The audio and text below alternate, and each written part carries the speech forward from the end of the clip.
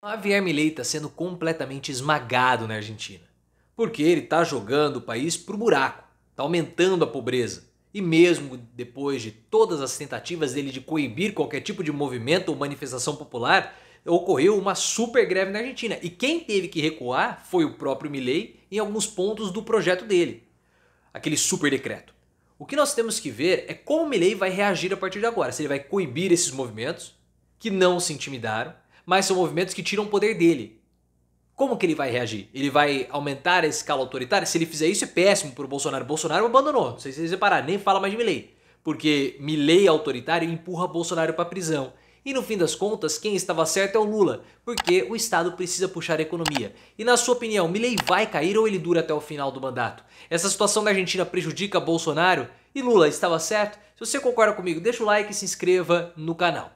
As greves que aconteceram na Argentina, pessoal, foram greves muito intensas. E a gente tem que entender o seguinte, essas greves ocorreram mesmo depois de todas as manifestações de Javier Milei para coibir esses movimentos.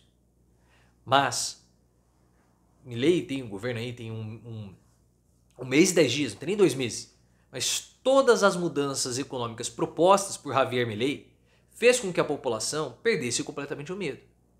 Porque desde o início do ano, ou desde o início do governo Javier Milei, houve uma queda no consumo, uma inflação a 200% completamente descontrolada, a população mais pobre ficando cada vez mais pobre, a classe média se empobrecendo, e existem relatos na Argentina que foram trazidos pela imprensa brasileira dizendo que tem pessoas lá que não estão comprando papel higiênico, não estão conseguindo fazer a sua higiene básica. Estão usando folha de caderno, pano velho, para poder se limpar, se higienizar. Isso é muito degradante. E você acha que uma pessoa nessa condição vai ter medo de se manifestar contra o Javier Milei? Não vai. Foi uma manifestação puxada pelos sindicatos contra a reforma trabalhista, que proíbe o direito à greve e principalmente tira o financiamento dos sindicatos. Então a população foi pra rua e foi pra rua mesmo. O povo não temeu Javier Milei. Milei tentou reprimir, disse que iria cortar benefícios sociais, disse que iria tirar dia de salário da população ou dos funcionários públicos que fossem manifestar. E ele abriu linhas telefônicas para que as pessoas que se sentissem ameaçadas, obstruídas ou prejudicadas pela greve geral entrassem em contato com o governo. Olha só o que ele está fazendo. Porque ele tem poderes ditatoriais, a gente sabe disso. Ele decretou estado de emergência, em algumas áreas ele tem poderes absolutos e ele está fazendo isso. Só que o que aconteceu? Quem teve que recuar não foi a população. A população foi à rua, ficando com medo, foi à rua, ou se sentindo pressionada. O que a população tem a perder? Ah, vou perder o benefício? O que adianta esse benefício meu do governo não vale absolutamente nada? A Argentina, que é um país muito dependente do Estado, bem mais que o Brasil. O Milei teve que recuar em alguns pontos, por quê? No início da semana, alguns dias antes da manifestação, o que aconteceu? O Congresso chegou e falou com o Milei, ó, cara, ou você recua nesses pontos, ou mesmo você tendo aí um aumentozinho do apoio, não vai aprovar. Então, vários pontos do decreto, algumas partes do decreto de emergência foram tiradas, ele não vai mais conseguir privatizar a principal petrolífera do país, que era algo falado por ele, então já começou a perder poder. E agora a gente está numa situação seguinte, ele vai cair. Essa é a minha aposta, porque o lance do Milei é o seguinte, tem que engolir. Ele tentou coibir a população, não deu certo, a população foi à rua.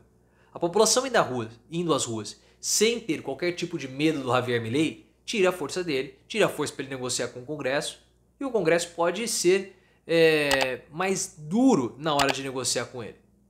O que ele vai fazer? Ele vai ter que coibir os movimentos. Se ele coibir os movimentos sociais, ele vai assumir uma postura ditatorial? O decreto dele não está passando, ele está forçando a Suprema Corte a atuar. Ele vai sofrer um impeachment. Ou ele vai para uma escalada autoritária. Por isso que o Bolsonaro está quietinho, a gente já reparou nisso. Desde o dia 11 de dezembro, um dia depois da posse, Bolsonaro não posta nada sobre Milei.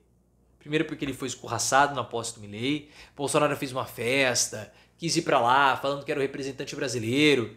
Milei teve uma conversa de 5 minutos com o Bolsonaro, uma conversa constrangedora, eles não falaram absolutamente nada sobre nada. Claro, o Bolsonaro não tem poder, mas tudo bem que o Milei foi até Davos e falou um monte de asneira.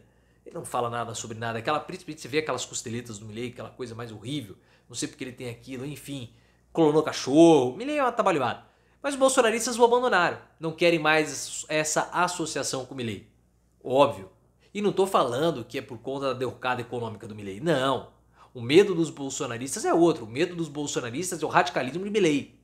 Porque o Milei na Argentina, adotando posturas radicais, passa a imagem para o Brasil do que Bolsonaro poderia ter sido aqui. E isso reforça o medo ou a percepção do golpismo do Bolsonaro diante da população brasileira. E nós estamos vendo que a Operação Lesa Pátria está avançando. Tivemos busca e apreensão contra financiadores. O Carlos Jordi, deputado federal bolsonarista, sofreu busca e apreensão. Teremos outros alvos, a gente sabe disso. E vai chegar até Bolsonaro invariavelmente.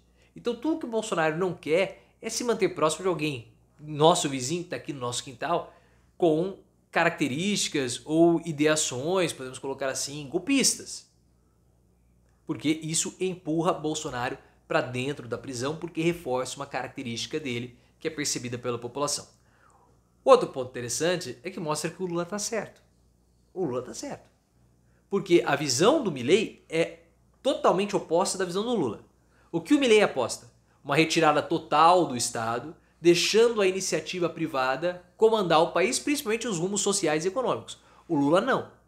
O projeto do Lula, do Plano Safra da indústria, prevê o Estado puxando a economia e o desenvolvimento social. Algo que os críticos vindos da direita falaram, o bicho do Lula, mas está certo, o Lula está certo nesse ponto. Porque se você deixar todo o desenvolvimento social, o desenvolvimento econômico nas mãos e no bel prazer do livre mercado, da mão invisível do Adam Smith, o que vai acontecer?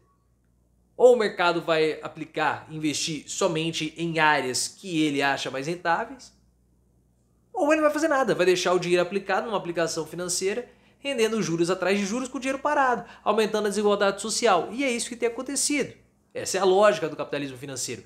Então, se o Estado não for um indutor da economia para fazer com que os grandes empresários invistam nos seus negócios, porque o rendimento na produção é maior e bem maior do que o rendimento financeiro, não vai haver possibilidade. Por isso que aquele plano do Lula, que é o plano Safra da indústria, é tão bom. E faz parte de todo um conjunto de ideias do Lula de desenvolvimento social, econômico. Por quê? Porque o Lula acredita que a população precisa consumir mais. E o Estado precisa dar incentivos e diretrizes e tem que puxar o desenvolvimento econômico. Como que ele vai fazer isso? Dando o plano Safra da indústria. Com o plano Safra, Lula acredita que a população vai se desenvolver até em termos educacionais. Porque essa é a visão de Lula e de Alckmin. Lula e Alckmin acreditam que é a indústria que puxa o desenvolvimento educacional. Eles estão certos, porque a indústria requer muito mais capacitação do que o setor de serviços. Se a indústria crescer mais, há uma necessidade de aumento da mão de obra, a população vai ter mais dinheiro, com pessoas em carteira assinada em condições melhores de trabalho do que as condições agora vão consumir mais. Se houver uma queda da Selic, com a reforma tributária escalonando, tendo uma progressividade, a população vai ter mais dinheiro, vai consumir mais, a indústria vai contratar mais pessoas. Essa é a lógica do Lula. E como a Selic baixa, além da população poder consumir mais, as empresas ou as indústrias poderão tomar mais crédito para investir nas suas produções. É assim, essa é a lógica do Lula, que o Milei não vai entender e por isso está sendo esmagado.